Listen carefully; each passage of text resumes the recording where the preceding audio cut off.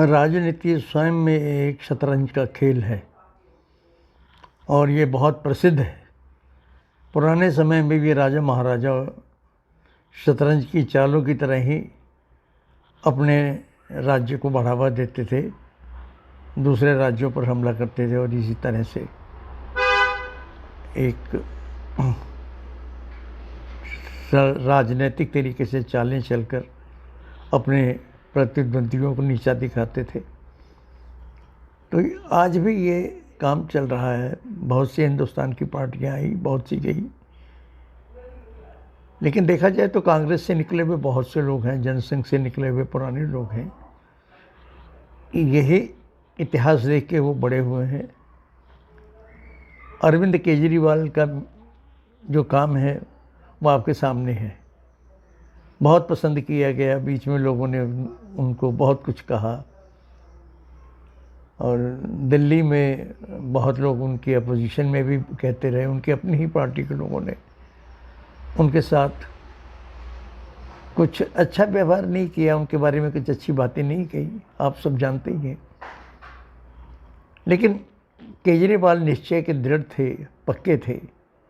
उन्होंने एक मुकाम हासिल करना था और वो कर्तव्य निष्ठा अपने काम के प्रति उनकी इतनी लगन ज़्यादा थी कि वो सबको पीछे छोड़ते हुए आज पंजाब में भी उन्होंने एक ऐसा परचम फहरा दिया है और लोकसभा में भी अपना एक सीट पक्की कर ली है।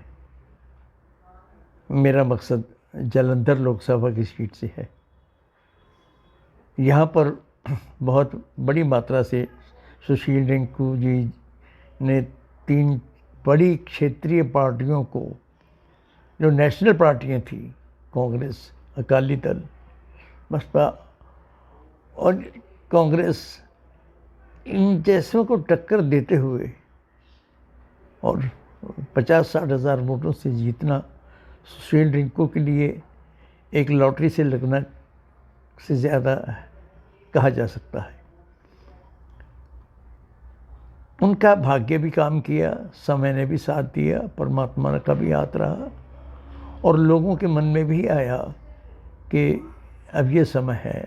हालांकि कांग्रेस इससे पहले प्रगट सिंह जी यहाँ जीत चुके थे, लेकिन कांग्रेस का गढ़ कहे जाने वाले जालंधर में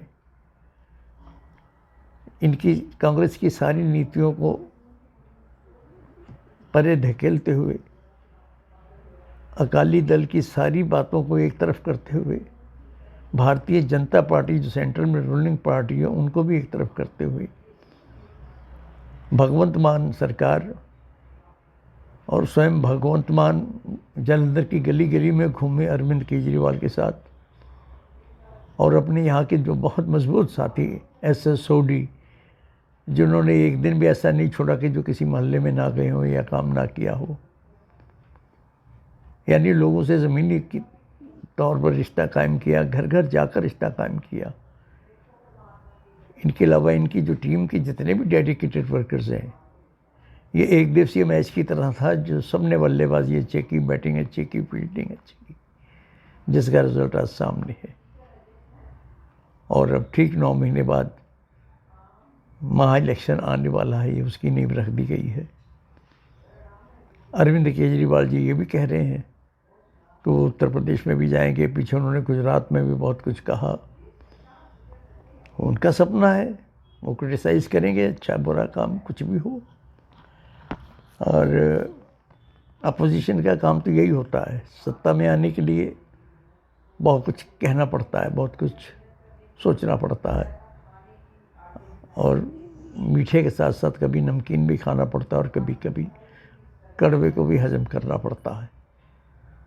तो राजनीति की बिसात पर 2 महारथी धाराशायी हुए, भगवान को प्यारे हो गए। सरदार प्रकाश सिंह बादल एक बहुत उम्दा अपने समय के राजनीतिज्ञ और चौधरी साहब जो कांग्रेस के सबसे बड़े लीडर थे यहाँ पंजाब के, वो भी अकाल मृत्यु का ग्रास बने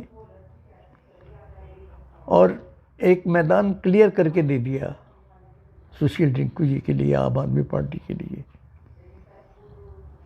तो रोड मैप बड़ा क्लियर है, सड़कें बन गई हैं।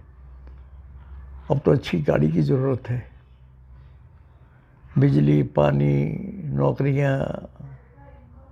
भगवंत मान जी का जलंधर से बहुत बड़ा रास्ता है, नाता है। वो भी यहाँ के लोगों की नब्ज़ जानते हैं। प्रशासन को किस तरह से चलाना है, वो थोड़े से 11 महीने के काम में ही वो सब कुछ सीख गए। उन्होंने 11 महीने में सब कुछ करके दिखा दिया, लोगों का विश्वास जीत लिया। लीजिए अब आप कुछ झलकियाँ देखिए।